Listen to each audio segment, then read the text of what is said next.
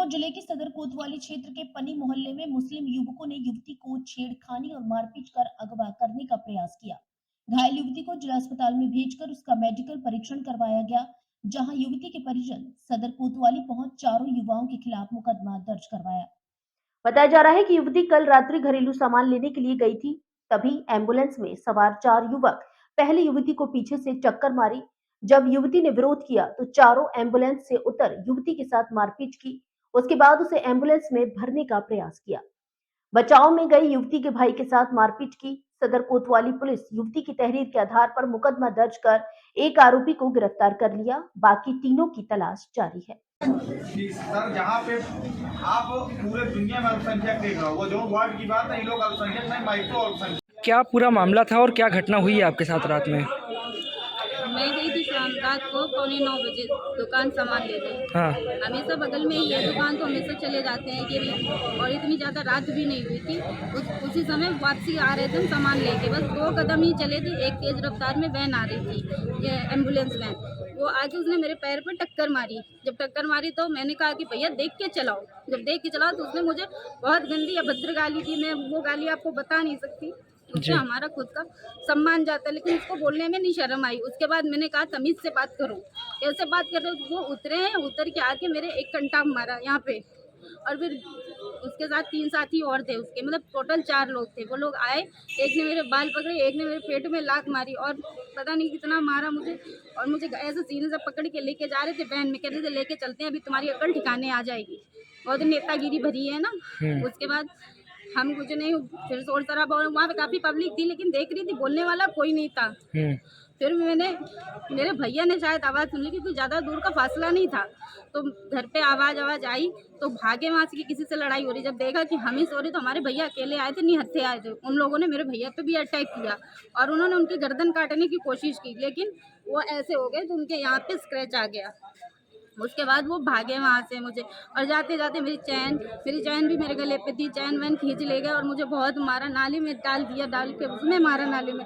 उसके बाद मेरे भैया ने पीछा किया, लेकिन वो भाग गए अपनी वैन छोड़ के वहाँ से।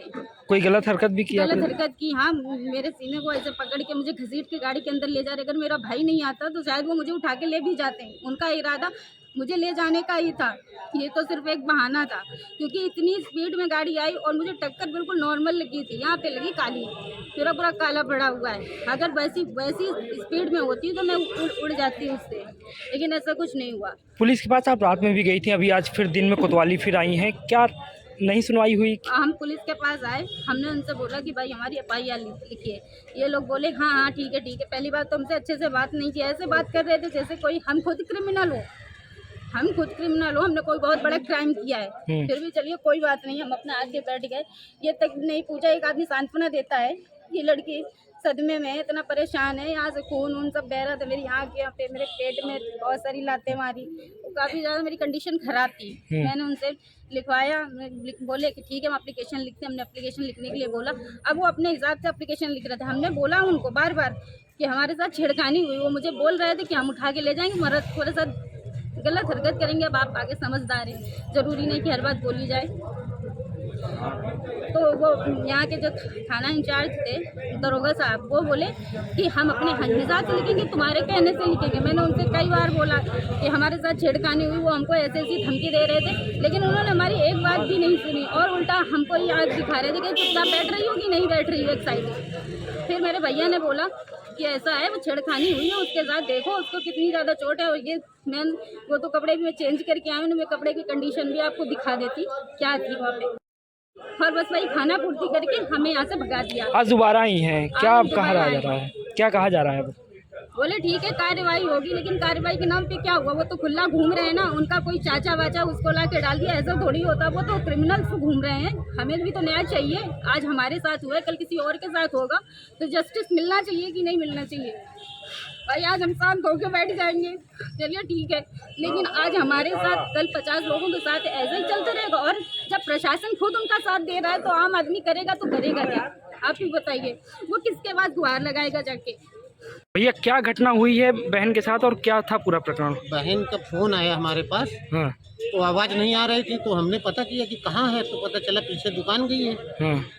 तो हम दुकान भाग के पहुँचे तो वहाँ देखा कि मारपीट चल रही, तो हम बीच बचाव करने में पहुँचे तो उसने हमको पता नहीं क्या लिए था, धारदार चीज़ कुछ मार दिया गाल में।